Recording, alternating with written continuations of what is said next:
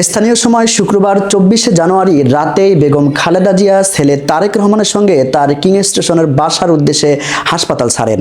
খালেদা জিয়ার চিকিৎসক ও বিএনপির স্থায়ী কমিটির সদস্য ডক্টর AZM জাহিদ হোসেন বলেছেন, বাসায় গেলেও ডক্টর প্যাট্রিক কেনেডি ও ডক্টর জেনিফার ক্রসের তত্ত্বাবধানে তার চিকিৎসা চলবে। যুক্তরাজ্যে বিএনপির সূত্রে জানা গেছে, লন্ডনের কিং স্টেশনে তারেক রহমানের বাসায় রেখে বিএনপির চেয়ারপারসন বেগম খালেদা জিয়ার পরবর্তী চিকিৎসা দেওয়ার প্রস্তুতি নেওয়া হচ্ছে। বাসায় থেকে তিনি যেন চিকিৎসা নিতে পারেন, চিকিৎসক ও নার্সদের জন্য যাতে সুবিধা হয় সেই প্রস্তুতিও নেওয়া হচ্ছে। এর আগে খালেদা জিয়ার জন্য দেশবাসীর কাছে দোয়া চেয়ে চিকিৎসক AZM জাহিদ হোসেন বলেন, এভাবে উন্নত হতে থাকলে দ্রুত দেশে ফিরবেন বেগম খালেদা জিয়া। লিভার ট্রান্সপ্লান্টের বিষয়ে এখনও কোনো সিদ্ধান্ত হয়নি। ওষুধের মাধ্যমে চিকিৎসা চলমান থাকবে।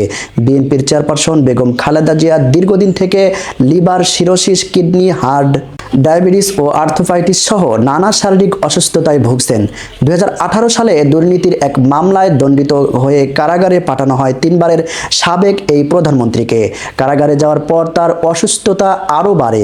এর মধ্যে সরকারের কাছে কয়েকবার দল ও পরিবারের পক্ষ থেকে খালেদা জিয়াকে বিদেশে চিকিৎসার জন্য নিয়ে যাওয়ার অনুমতি চেয়ে আবেদন করা হয়।